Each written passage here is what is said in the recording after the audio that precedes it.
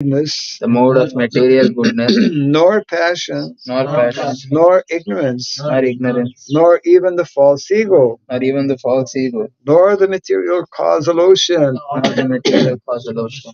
nor the material nature. Purport.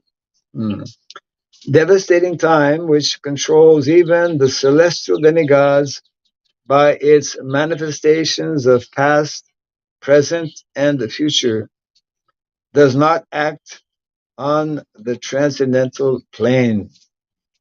The influence of time is exhibited by the symptoms of birth, death, old age, and disease. And these four principles of material conditions are present everywhere in any part of the material cosmos, up to the planet Brahmaloka, where the duration of life of the inhabitants appears to us to be fabulous. Insurmountable time even brings about the death of Brahma. So what to speak of other demigods like Indra, Chandra, Surya, Vayu, and Varuna? The astronomical influence directed by the different demigods over mundane creatures is also conspicuous by its absence. In material existence, the living entities are afraid of satanic influence. But for a devotee on the transcendental plane, there is no such fear at all. The living entities change their material bodies in different shapes and forms under the influence of the different modes of material nature. But in the transcendental state, the devotee is gunatita, or above the material modes of goodness, passion, and ignorance. Thus, a false ego of I am the Lord of all I survey does not arise there. In the material world, the false ego of the living being trying to lord it over the material nature is sometimes like the moths falling in a blazing fire. The moth is captivated by the glaring beauty of the fire, and when he comes to enjoy it, the blazing fire consumes him. In the transcendental state, the living being is pure in his consciousness, and as such, he has no false ego to lord it over the material nature. Rather, his pure consciousness directs him to surrender unto the Supreme Lord, as stated in the Bhagavad Gita 7:19. Vasudeva Sarvamiti Sa Mahatma Sudurlabha. All this indicates that in the transcendental state, there is neither material creation nor the causal ocean for material nature.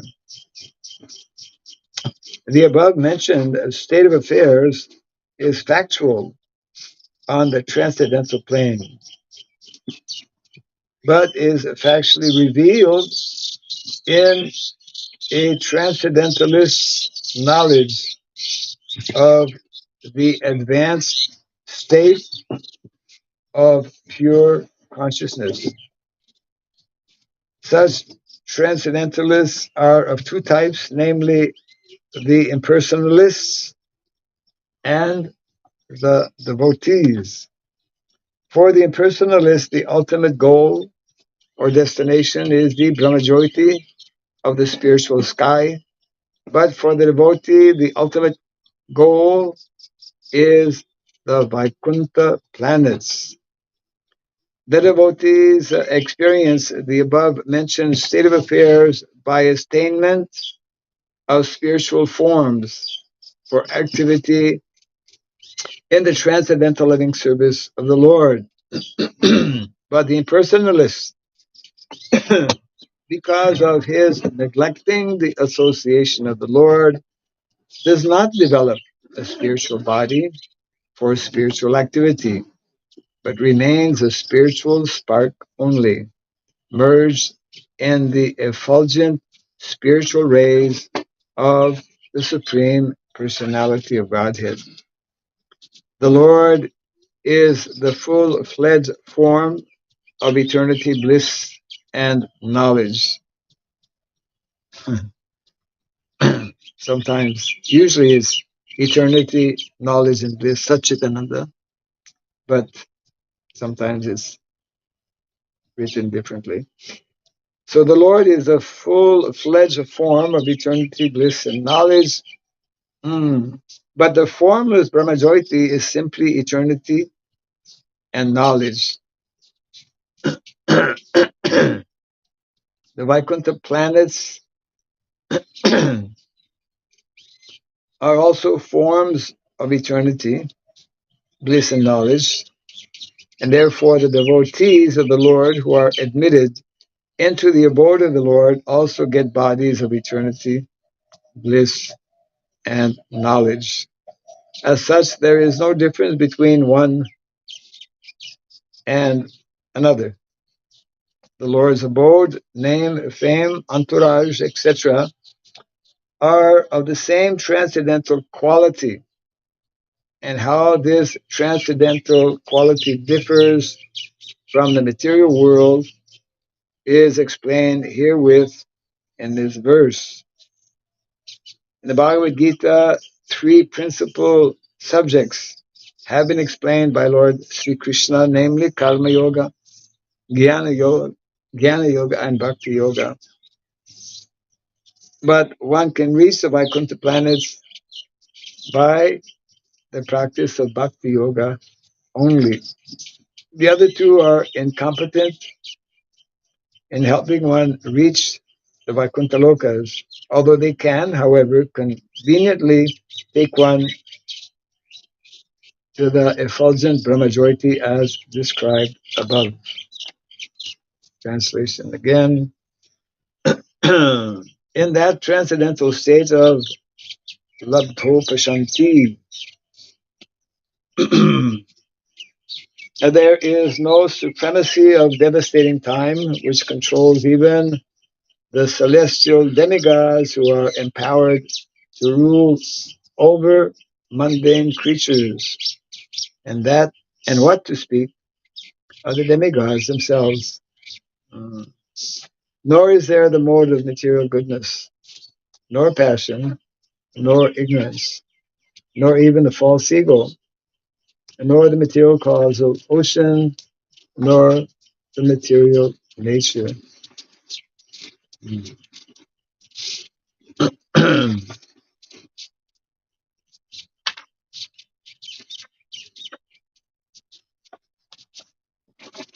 So different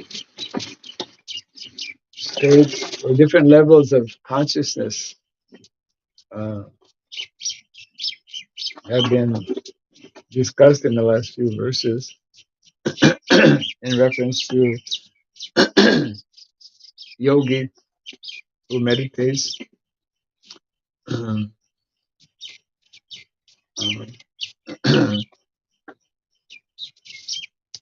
That's in the verse, Labdo Pashanti. It's not in the verse.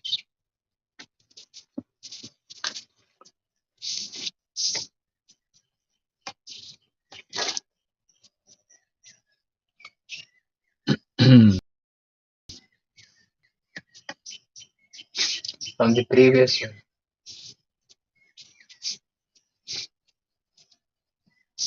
Correct. The previous verse, text 16. So, Labdo Prashanti is from two words, Labda Uprashanti, and Prabhupada translates as one who has attained full bliss.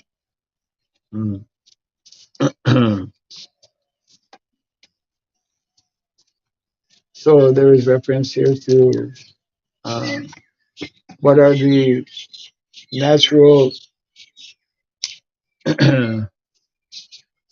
qualities, the natural characteristics, actually of all living entities, are the same characteristics of Krishna. Krishna is described as Ishvara Paramat Krishna Satchit Ananda Vigraha. He is Vigraha, having form made of Satchit Ananda. The conditioned living entities in the material world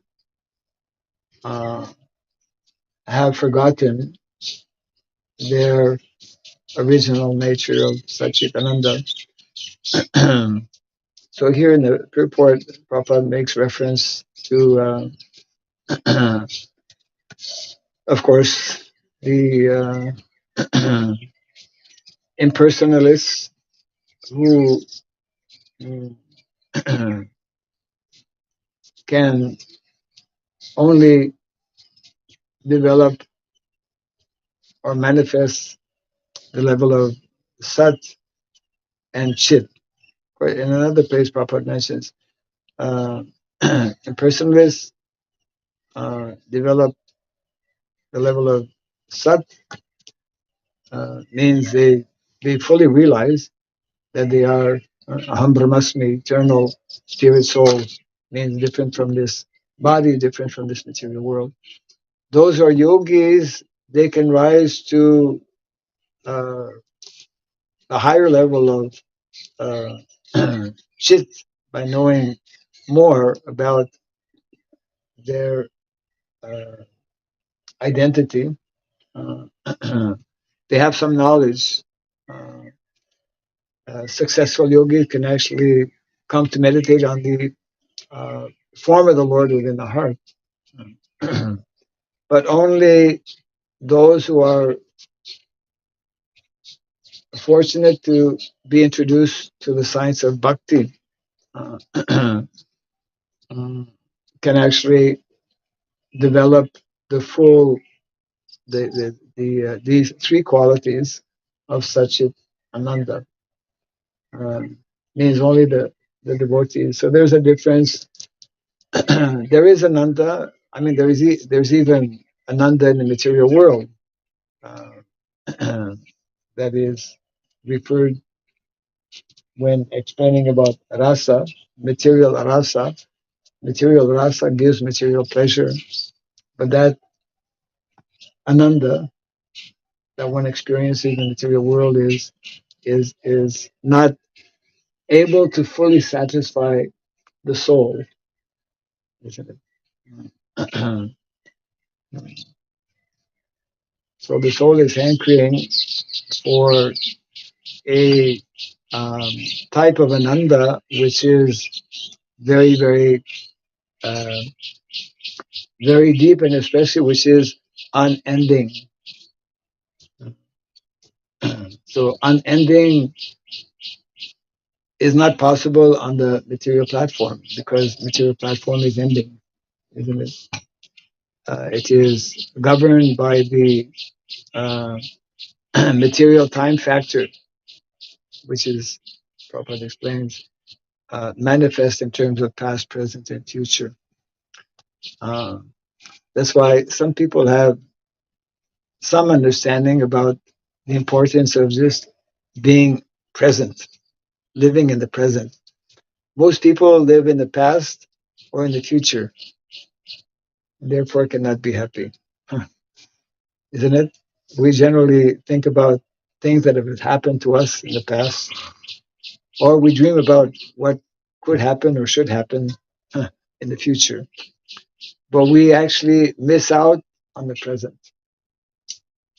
This is an interesting subject matter because in the spiritual world, there is only the present.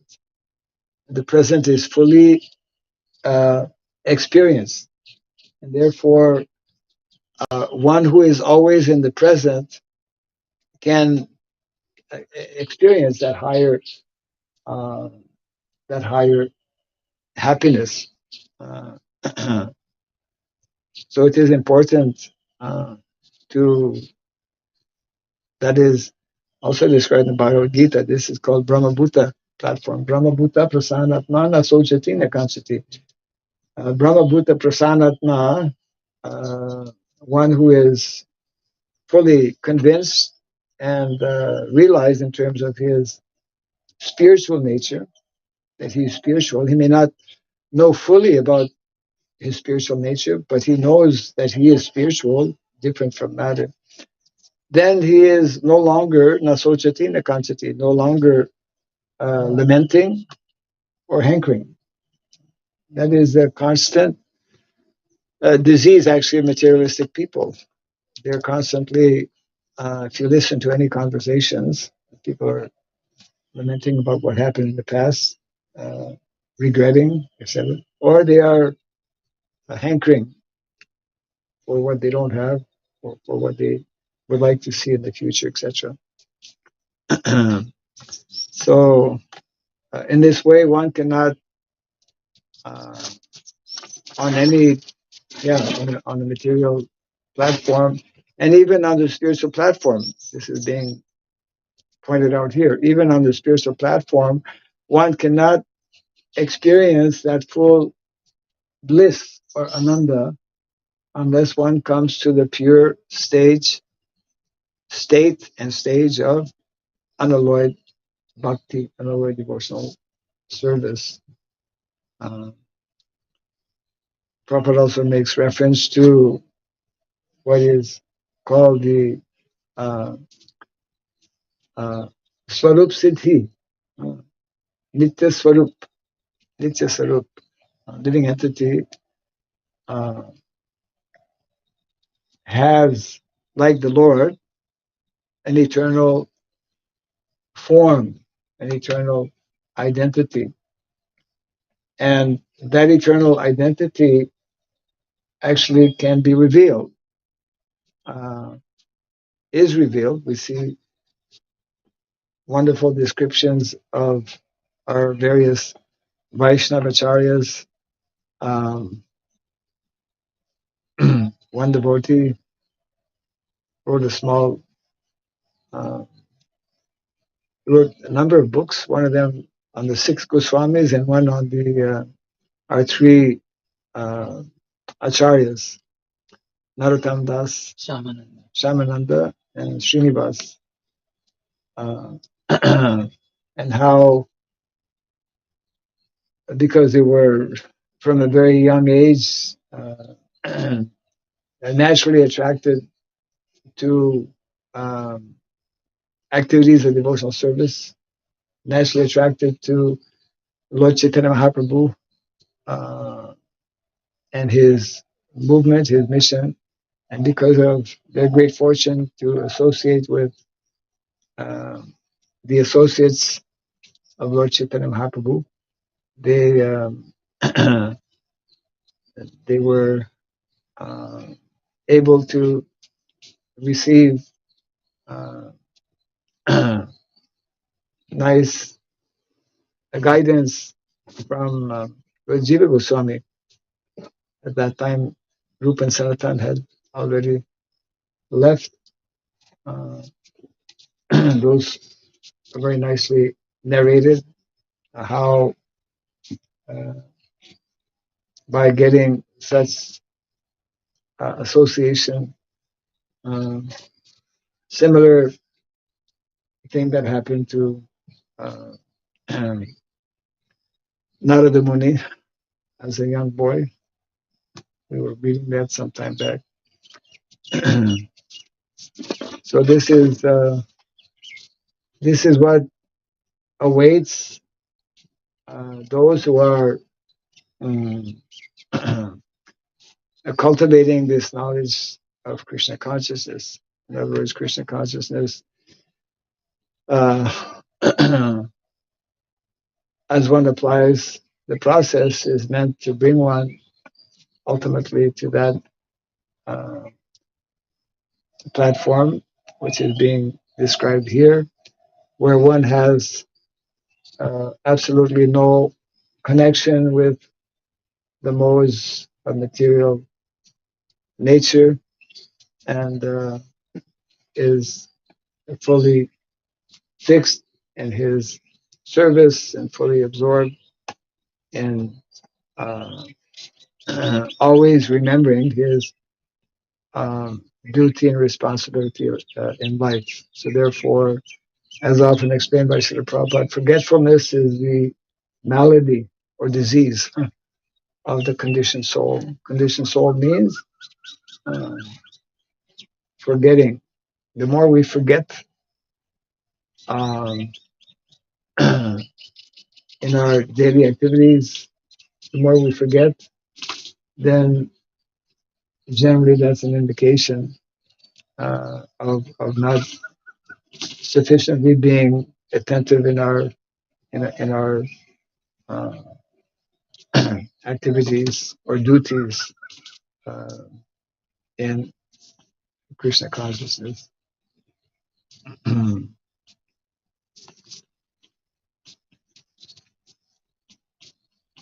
So that is uh,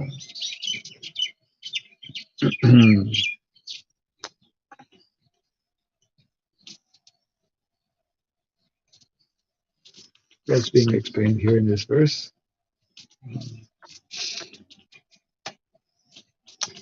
In that transcendental state of Labdo Prasanti, there is no supremacy of devastating time, which controls even the celestial demigods who are empowered to rule over mundane creatures. And what to speak of the demigods themselves. Nor is there the mode of material goodness, nor passion, nor ignorance, nor even the false ego, nor the material cause of ocean, nor the material nature.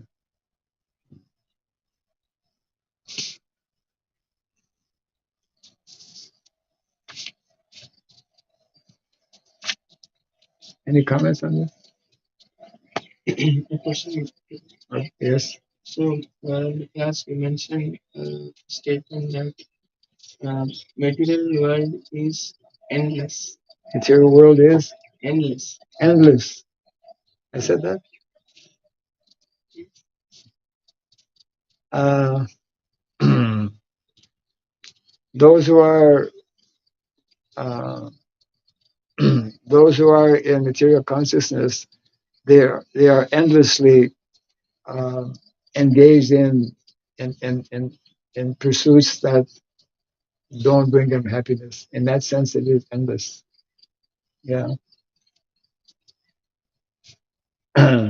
The material world itself is also endless. Material world itself is also endless. It is Material just world, undergoing transformation. well, it is manifest and unmanifest. Yeah. Yeah. Material world uh, is referred to as prakriti. So prakriti is eternal and therefore endless. So those who are caught up in the material world are endlessly suffering. Endlessly caught up. Endlessly caught up. Yes, yes. Caught up in the wrong thing. Caught up in, we are meant to be endlessly caught up in the spiritual realm, which brings an endless source of happiness. And the opposite is there when we are caught up in the material world and material affairs. And then we end up experiencing an endless unhappiness, endless inconveniences. But because that material world, the material energy, being Krishna's energy, the living entity, just like Prabhupada gives the example in the purport, the fly is attracted to the fire, and not knowing that the fire will consume him, will destroy him. Yeah. So people, because that fire is so powerful, so attractive, so beautiful, you know, fire is the glow. Light is attractive. People are attracted. But uh, due to ignorance, that fly jumps in the fire and gets consumed. So living entity in a similar manner, not knowing about the, the original uh, attraction. The original attraction means Krishna, who is the source of all attraction. They blindly uh, absorb themselves in material pursuits, and mm, we hear of that expression, right? He got burnt out. People get burnt out in the material world, literally, um, uh, because they put all of their time, energy, resources in what the Bhagavatam refers to as fallible soldiers. Um, everyone in the material world, including the great demigods, including the greatest of all demigods, Lord Brahma, are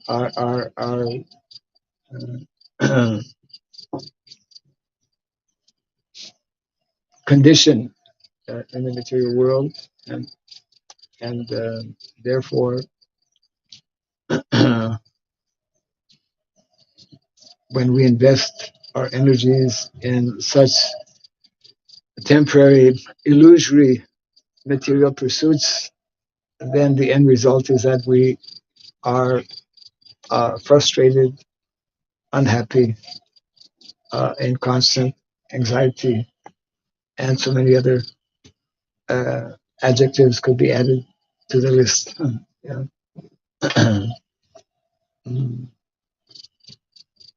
So,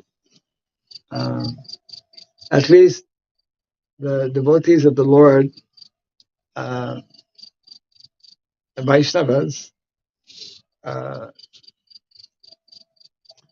have access to this knowledge, and although we are still in the material world, uh, by by the proper, the proper cultivation and application of this knowledge, we can uh, gradually overcome the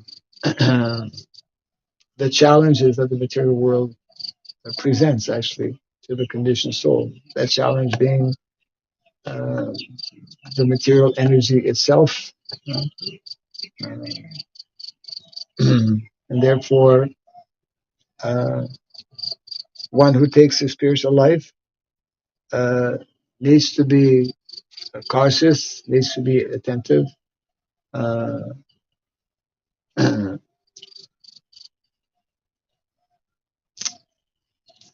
in order to actually uh, attain the desired. Yeah.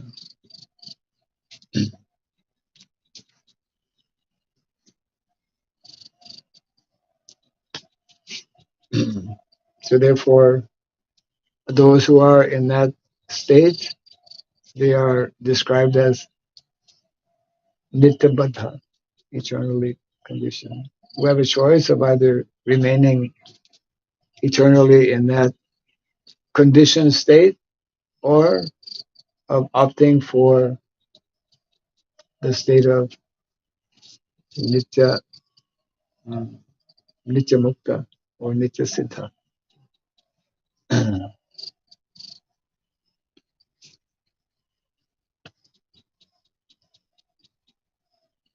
That addresses your question.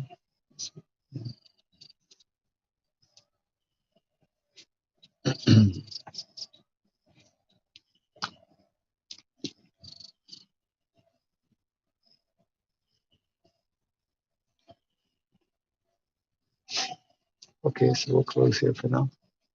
Jai Grantaraj Bhagavatam.